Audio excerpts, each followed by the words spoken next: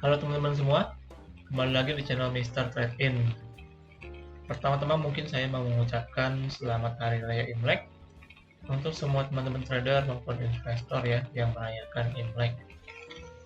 Nah, hari ini kita langsung masuk aja untuk ISG Daily di hari Selasa teman-teman, tanggal 24 Januari 2023.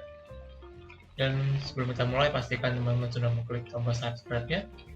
Dan jangan lupa untuk follow Instagram channel ini, yaitu di @mrtradein. Oke teman-teman, sekarang kita langsung masuk dalam pembahasan ya. Hari ini untuk indeks kita ditutup melemah teman-teman, koreksi 0,2% di level 6.861 pembulatannya. Kemudian dari segi sektoral sendiri, hari ini dari sektor teknologi yang mengalami technical rebound teman-teman, menguat tadi saya lihat hampir 3%-an kalau nggak salah. Sektor teknologi untuk emitennya dari GoTo teman-teman yang hari ini menguat 4%-an kurang lebih. Sedangkan untuk sektoral yang lainnya cenderung netral sih teman-teman. Nah, saya lihat dulu untuk banking kita ya. Bank BCA hari ini 8.225 minus 0,9%. Bank Mandiri 9.900 minus 0,75%. Bank BNI closingan 9.050 menguat 0,28%. Kemudian Bank BRI 4.620 melemah 0,6%. Jadi dari segi banking juga tergolong netral teman-teman. Nah, kemudian dari kurs rupiah hari ini terhadap dolar Amerika di angka 15.117 teman-teman. Ya masih kurang lebih bergerak di range 15 ribuan ya untuk saat ini. Kemudian kita lihat langsung teman-teman ke charting hari ini. Untuk technical IHSG kita lihat secara candle teman-teman bentuknya doji ya kurang lebih. Tadi pagi sempat menyentuh resisten di 6.900-an, tapi kemudian langsung terreject ya. Menurut saya ini merupakan hal yang wajar teman-teman, karena kalau ini saya hitung udah kurang lebih 7 hari ya, 7 hari indeks kita ngegas ke atas teman-teman. Sejauh ini belum terjadi koreksi ataupun konsolidasi dulu. Jadi ketika tadi pagi menyentuh resisten dan terreject, menurut saya hal yang wajar. Nah, untuk potensi sementaranya menurut saya untuk besok mungkin masih ada sedikit koreksi teman-teman. Ya kalau saya bilang sih mungkin 1-3 hari istirahat dulu ya, isi bensin dulu, mungkin menguji dekat-dekat 6.800-an teman-teman. Nah dari sini baru mungkin nanti akan ngegas kembali ke atas teman-teman untuk breakout ya. Cuman kita perlu pantau nih, bahkan nanti sewaktu dia koreksi sifatnya korektif ataupun langsung dia terjun ke bawah lagi teman-teman. Nah itu yang perlu dipantau untuk saat ini dari indeks kita, kurang lebihnya begitu. Cuman yang jelas dari segi weekly ya yang kemarin saya sempat bahas, nah sekarang ini merupakan pertanda yang cukup baik untuk ISG kita bisa reversal teman-teman. Jadi kita harapkan semoga indeks kita bisa bertahan nih minimal di atas 6.700 ya. Misalkan dia koreksi sampai 6.700 pun masih tergolong bagus teman-teman. Ini bisa membentuk pattern inverse head and shoulder ya. Nah gitu. Tentunya kita perlu pantau juga untuk indeks kita ke depannya bagaimana. Oke, nextnya kita langsung masuk ke berita yang pertama hari ini dari AC Hardware teman-teman. Ini emiten yang sempat viral kemarin belakangan ini karena tiba-tiba menguat cukup signifikan ya. Nah di sini PT AC Hardware Indonesia atau ACES menargetkan pembukaan 10 hingga 15 toko baru dalam rangka ekspansi bisnis di tahun ini. Adapun ACES baru saja meresmikan gerai pertamanya di tahun ini yang berlokasi di Tarakan, Kalimantan Utara. Pembukaan toko baru tersebut merupakan bagian dari rencana kerja tahun 2023 untuk memperluas pelayanan dengan menjangkau pangsa pasar baru. Kemudian menurut General Manager Marketing ACES ya, Julius Saputra, di sini dia bilang melalui kehadiran toko dengan luas 1.900 meter persegi ini, kini ACES memiliki 229 toko yang tersebar di 56 kota di seluruh Indonesia. Dan juga Julius menambahkan, pemilihan Provinsi Kalimantan Utara dan Kota Tarakan sebagai area perluasan pasar didasarkan pada hasil riset manajemen, di mana wilayah pemekaran ini memiliki potensi untuk bisnis ACES ke depannya. Lalu juga kita lihat lebih lanjut, kehadiran toko baru ini diharapkan dapat berkontribusi positif terhadap masyarakat dan pemerintah secara ekonomi melalui penyerapan tenaga kerja di Kota Tarakan. Adapun sebesar 91% tenaga kerja di toko baru perseroan merupakan masyarakat lokal Kota Tarakan dan sisanya merupakan masyarakat asli Kalimantan. Nah, oke, sekilas dari berita ACES Hardware teman-teman yang membuka gerai baru ya di Kota Tarakan, Kalimantan Utara. Kita langsung lihat aja ke teknikal dari ACES teman-teman. Oke, di sini untuk ACES Hardware, kalau secara tren time frame harian bisa saya bilang masih konsolidasi ya, semenjak dia break dari supportnya di 500 teman-teman. Ini pergerakannya masih cenderung konsolidasi sementara waktu nih.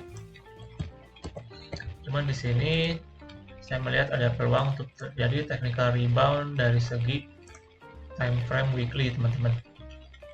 Nah, dari segi time frame weekly ini, resist di 500 merupakan resist yang cukup penting teman-teman. Ini kita lihat selama beberapa minggu ACES Hardware nggak berhasil untuk break untuk kembali ya ke atas level harga 500-an secara time frame weekly closingannya. Jadi bisa saya bilang untuk ACES Hardware ini ada resist yang kuat di 500 teman-teman.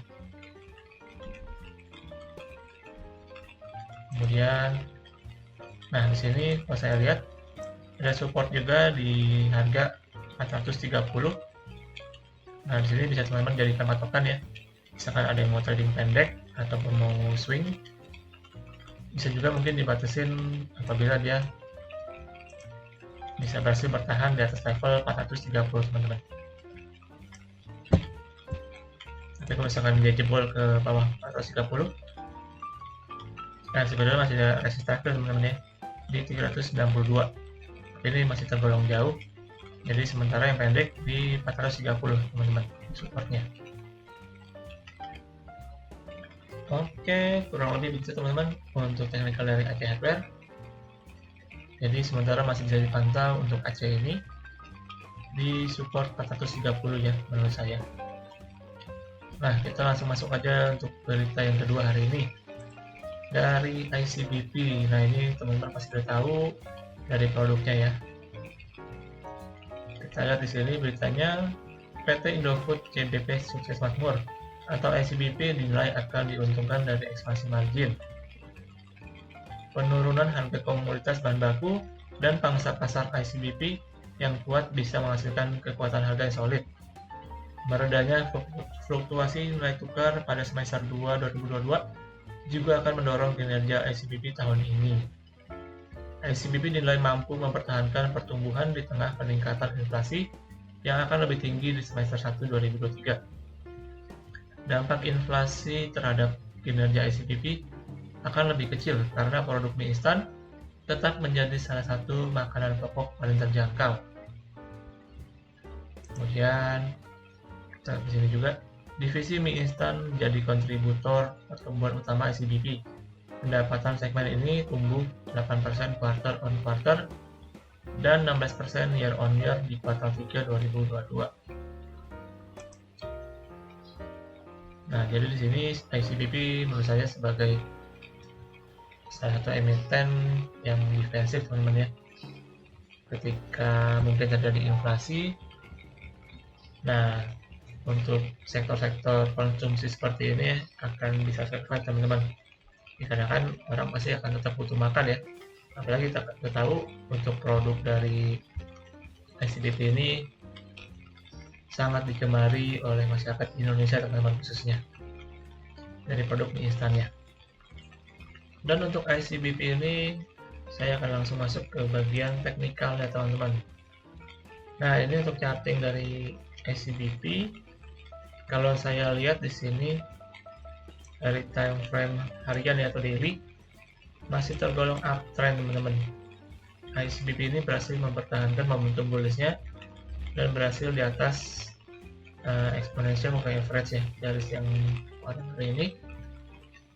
Cuman di sini yang saya sedikit khawatirkan adalah terjadi sedikit pelemahan momentum teman-teman dari segi indikator MACD ya.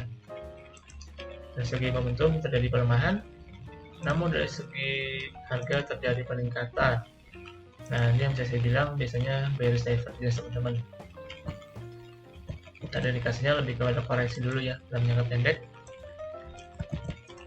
Jadi kalau misalkan ICBP ini mengalami koreksi merupakan hal yang wajar teman-teman. Ibaratnya di refresh dulu ya untuk indikatornya dan juga untuk harganya. Untuk support pendeknya menurut saya ada di 10.300 teman-teman. Kemudian kalau misalkan ada jebol mungkin dekat-dekat 10.000 ya sampai dengan 9.900. Ini juga merupakan support untuk ICBP. Jadi ketika koreksi mungkin bisa dekat-dekat 10.000 teman-teman. Ini masih hal yang wajar sih menurut saya kalau misalkan terjadi koreksi. Kemudian sedikit tambahan ya mungkin dari time frame daily, weekly maksud saya. Dari time frame mingguan di sini kalau saya lihat juga masih uptrend, kembali uptrend ya, kembali uptrend. Nah di sini ada support yang cukup, maksudnya resisten teman-teman. Resisten cukup kuat adalah di harga 10.600. Nah di sini apabila ICBP bisa berhasil break ke atas level 10.500 teman-teman, ini masih bagi saya merupakan hal yang sangat baik ya, karena bisa konfirmasi untuk kembali melanjutkan kembali uptrend ya teman-teman untuk ICBP ini. Ya itu teman-teman dari ICBP kurang lebih begitu. Menurut saya masih bisa dipantau untuk jangka menengah ya. Cuman dalam jangka pendek menurut saya mungkin akan terjadi sedikit koreksi teman-teman. Oke, dengan demikian juga berakhir teman-teman untuk pembahasan ISG daily kita untuk hari ini di hari Selasa ya. Terima kasih buat teman-teman yang sudah menonton sampai akhir. Oh ya, jangan lupa untuk melakukan analisa ulang kembali di setiap analisa yang saya berikan teman-teman. Oke, akhir kata sampai jumpa di video selanjutnya. Salam trade in.